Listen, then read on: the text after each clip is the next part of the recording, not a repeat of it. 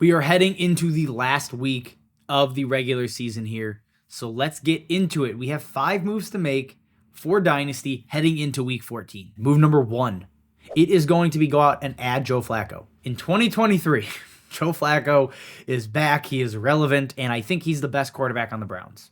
Deshaun Watson aside, right, of the healthy quarterbacks. And for fantasy purposes, he puts up 20 plus points, he throws 2 touchdowns. Is he going to be a top 12 quarterback every single week? Of course not. Why would he be? But is he a QB2? Yeah, most likely. Look around the league. There is a lot of very, very bad quarterback play. Joe Flacco is better than 10 quarterbacks in the league right now, I think. So he needs to be added. Available in just under 80% of leagues.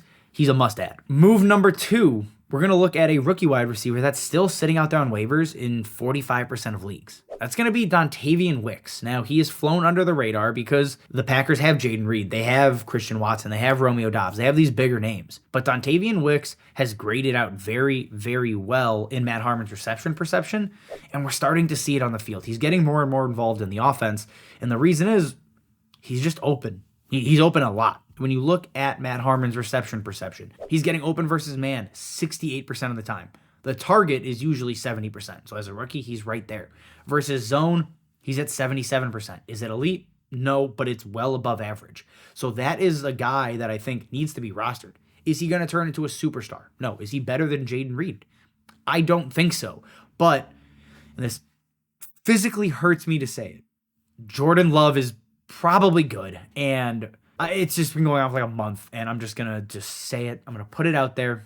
I know I've been anti-Jordan Love all year, but Jordan Love looks like he's probably good, and that, as a Bears fan, sucks.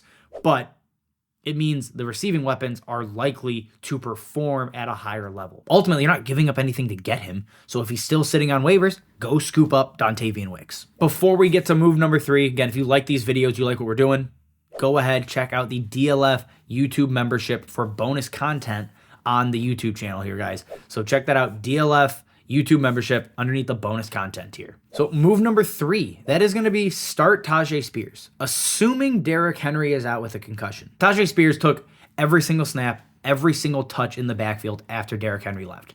He is a elite pass-catching running back. I think we've seen that from his usage at least. So Tyjae Spears is going to have massive upside. He's going to be an RB1 potentially, depending on the matchups as long as Henry is out. So Spears, throwing him into my lineups everywhere I have him as a flex play, as an RB2, he's going to be a great play. To move number 4, we are going out and we are sadly trading for Tank Dell. Now, Tank Dell is going to take a hit potentially in perceived value because he broke his fibula. On Twitter, you're already seeing, I see, Tank Dell's too small. He can't play in the NFL. He's going to get injured a ton. And we push the Tank Dell's too small narrative a lot. Not for injury purposes, because I think predicting injury is stupid, but just because you typically don't see small players have elite level success like Tank Dell did to start the year. So now to flip it and say, well, he's too small, he's going to get hurt. I mean, big player, offensive linemen get hurt, defensive linemen get hurt. Everybody in the NFL gets hurt. Just discounting Tank Dell because of that is a stupid thing to do. And if somebody in your league is rostering him and that's the mindset they're going with, take advantage, because again, he has had a breakout season. He was a star with the Texans. CJ Stroud is a star with the Texans. So he's just going to be tied to a very, very good quarterback.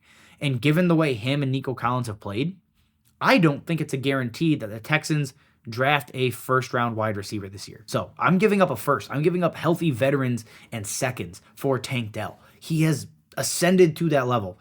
And if somebody wants to discount him because he's tiny and he's going to get hurt, they're likely don't really know what they're talking about, so take advantage of them. And move number 5, Garrett Wilson is still available for trade in a lot of leagues. And the reason is he's likely on teams that could be contending rosters.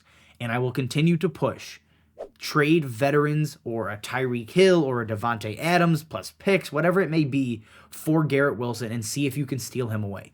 Because this close to the playoffs, people are looking and saying, okay, how can I get over the hump, right? What is the last move I can make to give me enough juice to win a title this year? If Garrett Wilson's on one of those rosters, you have a chance to steal away an elite wide receiver. And the production has not been elite. We know that. but all of the peripherals are exactly where we would like them to be. 32% target share, a 44% air yard share, dominating in reception perception. Garrett Wilson checks every single box. The only box he's not checking is the current situation. And if you watch this channel, we say it every single week, I think. Talent over situation. That's what Garrett Wilson is. He is the best talent on that team by a wide margin. He's probably a top 5 talent in the NFL at wide receiver. So Garrett Wilson needs to be on your radar. Give up multiple firsts. Give up, like I said, Tyreek Hill, Devontae Adams, all of these other elite veterans with picks attached if you have to. Maybe not Tyreek Hill, but Adams, etc. And go and try to get Garrett Wilson on your rosters, because this is likely one of the last chances you have a reasonable price for Garrett Wilson. All right, guys, that is all we have for you. Again, if you want 2 extra moves, 7 moves to make, check out the DLF YouTube membership. If you have questions, you have comments, drop it down below. Subscribe, like the video, all that stuff. As always, thank you for watching, and we will see you next time.